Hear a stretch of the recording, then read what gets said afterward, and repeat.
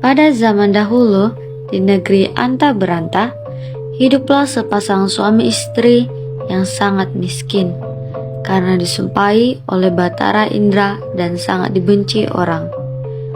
Setiap kali mereka mengemis di pasar dan kampung, mereka dipukuli dan diusir hingga ke hutan. Oleh karena itu, tinggallah sepasang suami istri itu di hutan dan memakan batang kayu dan buah-buahan. Setelah beberapa lama, istri si miskin hamil selama 3 bulan.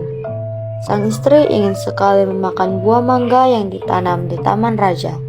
Si miskin pun terketuk hatinya karena dahulu ia di keindraan.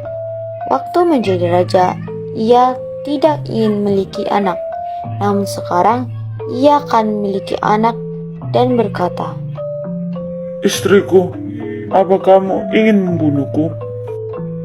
Apakah kamu tidak tahu tentang masa lalu kita? Jangan meminta sesuatu.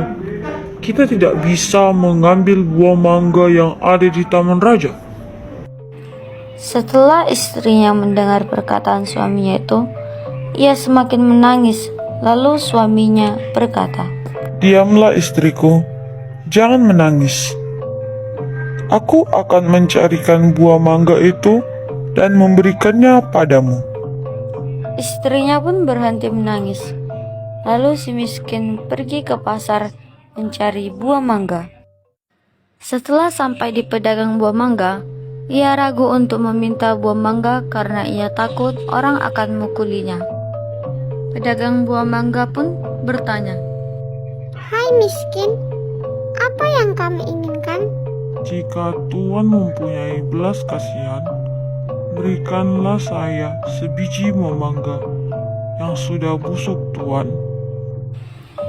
Orang yang berada di pasar pun menjadi iba karena mendengar kata-kata si miskin itu. Lalu orang yang berada di pasar tersebut memberikan si miskin buah mangga, makanan, dan bahkan pakaian serta buah-buahan lainnya.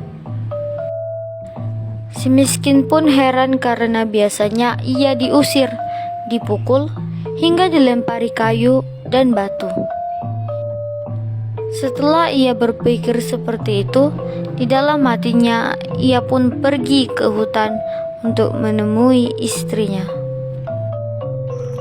"Istriku, ini buah mangga, makanan, pakaian, dan beberapa buah-buahan." Kemudian istrinya menginjak-injak apa yang diperoleh si miskin tersebut sambil menceritakan apa yang terjadi. Istrinya pun menangis dan tidak mau makan jika bukan buah mangga yang ditanam di taman raja dan berkata, "Biarkan saja aku mati. Hi." Miskin pun sangat terpukul melihat perbuatan istrinya. Kemudian ia pergi menghadap Maharaja Indradewa yang saat itu sedang mengadakan pertemuan raja.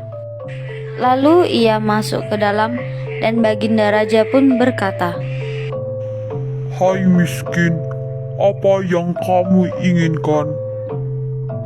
Si miskin pun menjawab sambil bersujud, "Tuan, ampunilah hamba. Hamba datang ke sini ingin meminta buah mangga yang sudah jatuh ke tanah tuanku." "Apa yang kau ingin lakukan dengan buah mangga itu?" "Untuk dimakan, tuanku." "Tolong ambilkan setangkai buah mangga untuk si miskin ini."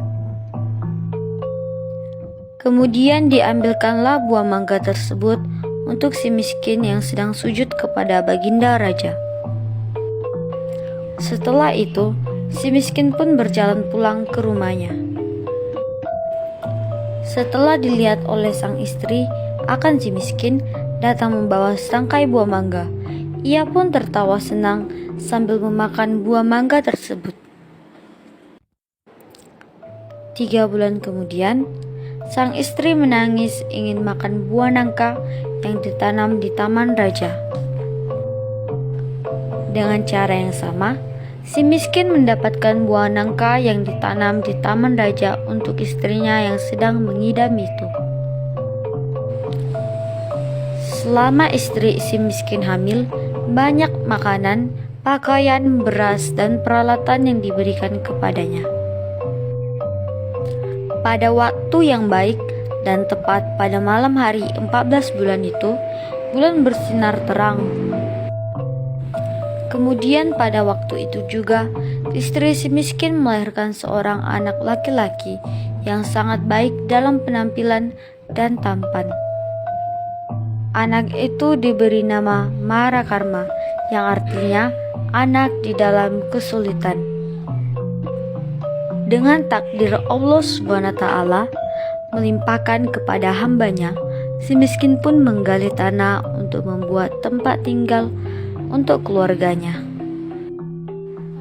Ketika ia menggali tanah untuk menancapkan tiang, ia menemukan telaju besar yang berisi banyak emas.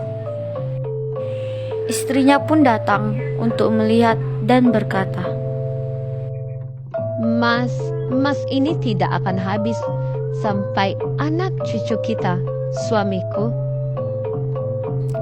Ia pun menjadi kaya dan membeli barang-barang kebutuhannya seperti kendi, utar-utar, pelana kuda, keris, dan sebagainya.